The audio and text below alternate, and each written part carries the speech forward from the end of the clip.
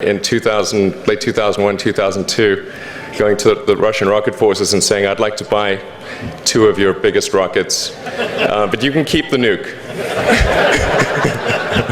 That's a lot more. That was 10 years ago, I guess, so they thought I was crazy, but I did have money, so that was okay.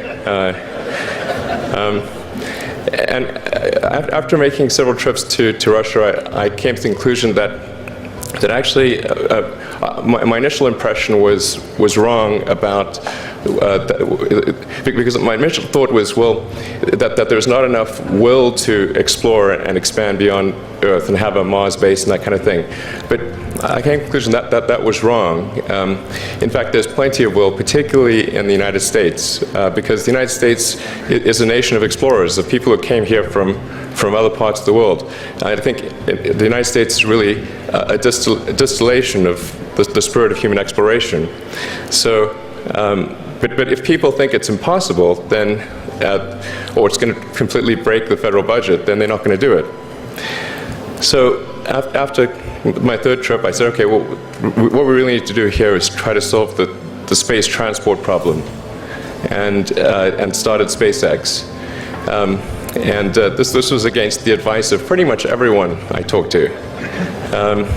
One friend made me sit down and watch a bunch of videos of rockets blowing up. Let me tell you, he wasn't far wrong. It was tough going there in the beginning because I'd never built anything physical. I mean, I'd built like little model rockets as a kid and that kind of thing, but I'd never had a company that built anything physical. So I'd kind of figure out how to do all these things and bring together the right team of people, and so we did all that and then failed 3 times. It was tough going. Because the thing about a rocket is that the passing grade is 100%. You don't get to actually test the rocket in the real environment that it's going to be in. So I think the best analogy for rocket engineering is like if you want to create a really complicated bit of software, you can't run the software as an integrated whole, and you can't run it on the computer it's intended to run on. But the first time you put it all together and run it on that computer, it must run with no bugs. That's basically the essence of it. So we missed the mark there. The first launch, I was picking up bits of rocket near the launch site. It was a bit sad. But we learned with each successive flight, and were able to, eventually with the 4th flight in 2008, reach orbit. And that was also with the last bit of money that we had. So thank goodness that happened. I think the saying is 4th time's the charm. So we got the Falcon 1 to orbit, and then began to scale that up to the Falcon 9, which is about an order of magnitude more thrust. It's around 1 million pounds of thrust, and we managed to get that to orbit, and then developed a Dragon spacecraft, which recently was able to dock and return to Earth from the space station. That was that was a white-knuckled event.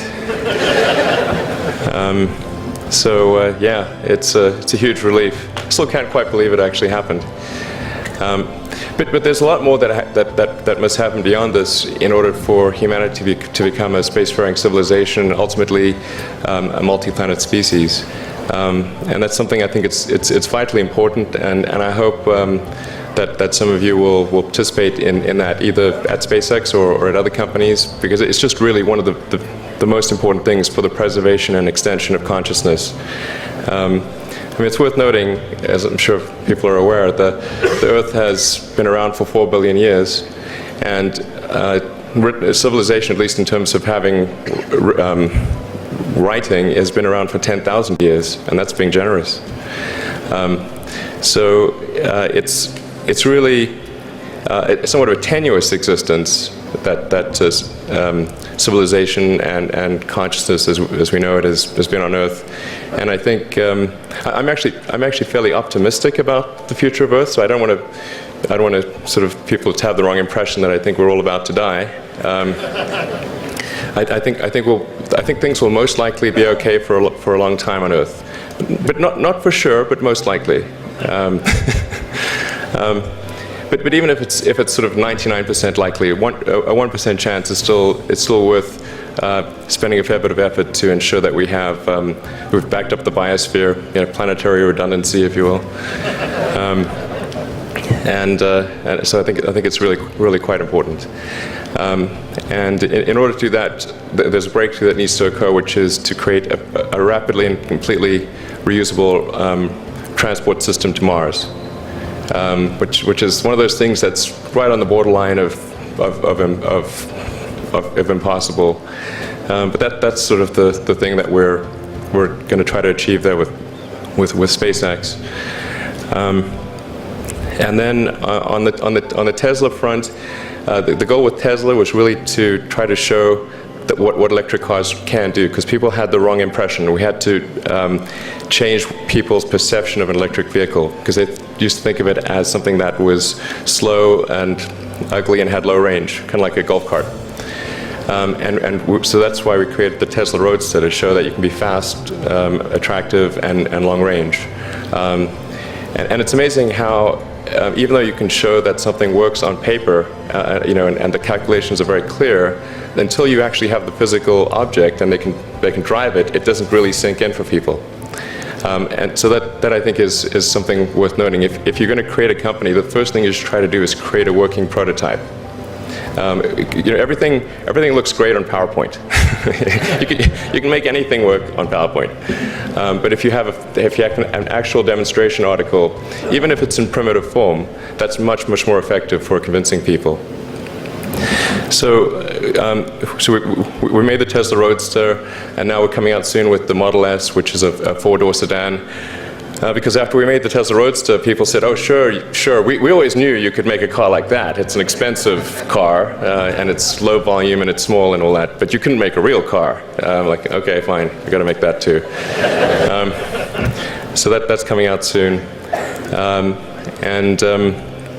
Yeah. So that's I think where things are, and hopefully there are some lessons to be drawn there. But I think the overarching point I want to make is that you guys are the magicians of the 21st century. Don't let anything hold you back. Imagination is the limit, and go out there and create some magic. Thank you.